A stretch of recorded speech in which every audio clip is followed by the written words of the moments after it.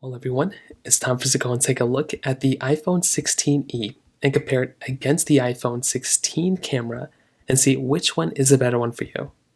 Now, this is going to be a pretty quick one, nothing super crazy. I have a few different photos that I wanted to showcase, but here's the thing, right? There's a pretty big difference when it comes down to these two cameras. For starters, when you kind of take a look at it from a side by side comparison standpoint, the iPhone 16e is giving you one camera, the iPhone 16 is giving you two cameras. So this right there is already going to be a pretty big differentiating factor because you probably want the camera and you want the device that's going to be giving you more cameras. And that's essentially what's going on with the iPhone 16 and the 16e. So the iPhone 16e is giving you this two-in-one camera system. It's only like the single 48 megapixel camera that's coming from the iPhone 16. It gives you a lot of capability. It still gives you 2x zoom, which is really nice. The iPhone 16 is giving you the same exact camera as the 16e. It's just giving you an added ultra-wide camera. So theoretically, the features and everything should kind of be the same, but there are already some key differences that I even noticed when I was doing this comparison that I didn't really see anyone else talk about. Now, they're both giving you super high resolution photos. They're both giving you portrait mode with depth control. However, the iPhone 16 is giving you the next generation portraits. The iPhone 16 does give you macro photography, where the 16e does not give you any macro photography. To me personally, not really that big of a deal, but it could be a big deal to you depending on who you are. You're also getting Dolby Vision at 4K at 60 on both. You're getting spatial photos and videos on both. Photographic styles on the iPhone 16e, where you're getting it the same on both, and you're getting visual intelligence on both as well. The big thing to keep in mind though is that with the iPhone 16, you are getting that 0.5x zoom when you're zooming out from that ultra-wide camera.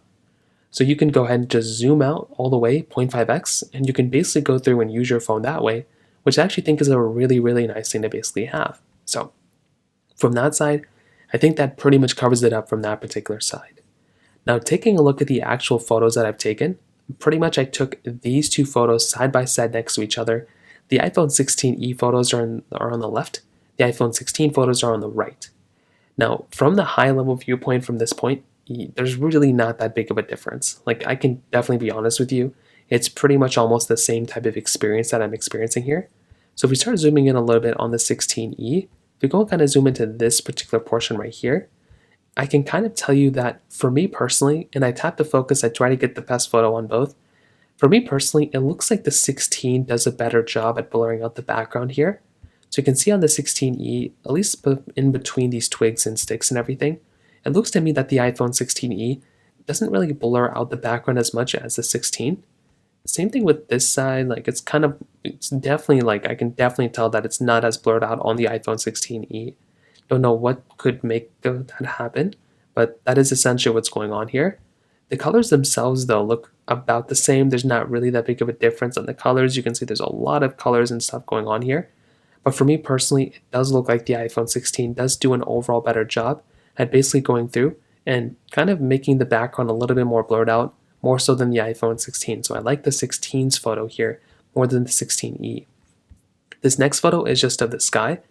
So nothing super crazy. It was pretty cloudy. Now, you can see that both, again, they were both taken basically the same time of day. With the iPhone 16e, it does look a little bit more darker. So, but that might just be up to you, how you determine like which one you like more. It could be a color preference. I know with the iPhone 16, this one definitely looks a little bit more brighter and more punchier than something like the iPhone 16e. They both don't seem that grainy. They both give me the same type of graininess here, so there's not really like a big difference when it comes down to that side. Although when I do see this side, it does kind of look a little bit more grainy on the iPhone 16e. So these side by side next to each other, that is kind of one of the big things that I just noticed. But other than that, I mean, that's not that big of a deal. Nobody's zooming in that much, but that could be an annoying thing that you might run into.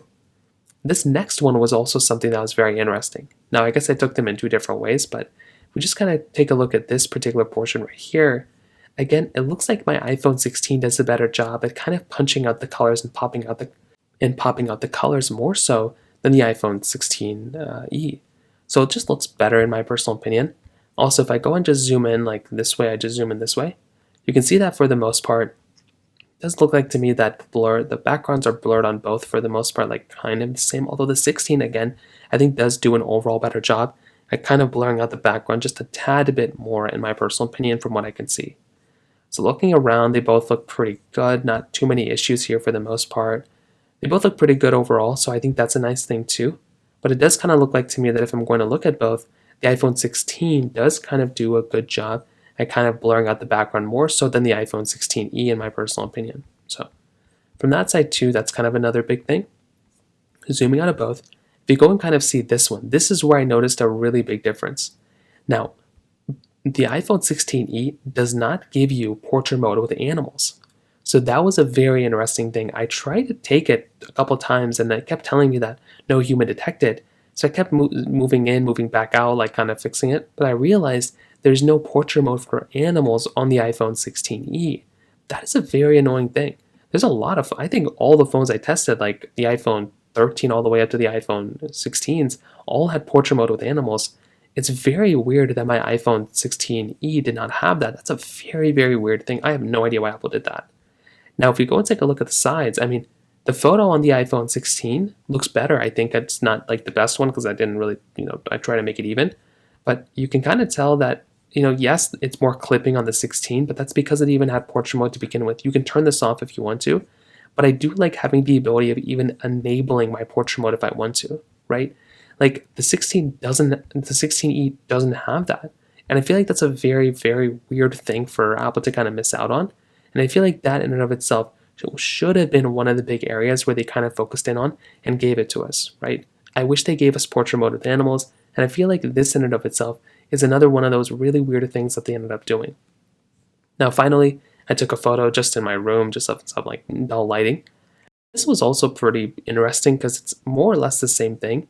If you kind of, zoom in a little bit onto the AirPods themselves, you can kind of see that there's not really anything like super insane going on here. They both give you somewhat the same type of experience here. If we go and zoom into like the top right, you can see that the 16e here did a better job at possibly like kind of blurring out the background. A lot more fuzziness on the iPhone 16 camera. I'm not really too sure why. Maybe there was a lot more post-processing on something like the iPhone 16e. So this could be the one photo I would probably give it to the iPhone 16e, because even if you take a look at like the pods themselves, like there's definitely some graininess going on inside of my iPhone 16, and I have no idea why that happened. If I were to retake this photo, maybe that, there could have been some more differences. Maybe the 16 would have more time to focus in on that post-processing. But that was really the main difference here that I saw for the most part. So when I take a look at both these photos and I take a look at both these phones, in my personal opinion, I would probably say that the iPhone 16 is the better camera here, right? That one's going to be giving you an overall better camera. It's going to look better. It's going to perform better. That's the one that definitely makes a lot more sense for me to recommend to people rather than something like an iPhone 16e. The thing with the iPhone 16e is that camera is already in this really weird situation where it's not really going to go through. It's like not really going to be giving you this like super long lasting experience, right? Like it's a good phone, but the camera is already outdated and you're not even getting portrait mode with animals on it. That's very weird. I have no idea what's going on there. So I do think this in and of itself, it is one of those minor things to keep in mind there. But I do think there could be some cases where the 16 still, maybe the 16e is still better here and there, but I would probably say for the most part, if you're going to go through and pick up a phone, definitely something like an iPhone 16 is the better camera here for the most part than the iPhone 16e. So in terms of that kind of covers it up there. If you have any other thoughts or questions, please let me know in the comment section below. Hit the like button, that would mean so much, but definitely hit that subscribe button. More importantly than everything else, I love every single one of you guys. Hopefully I'll catch you guys in the next video. Peace out till then.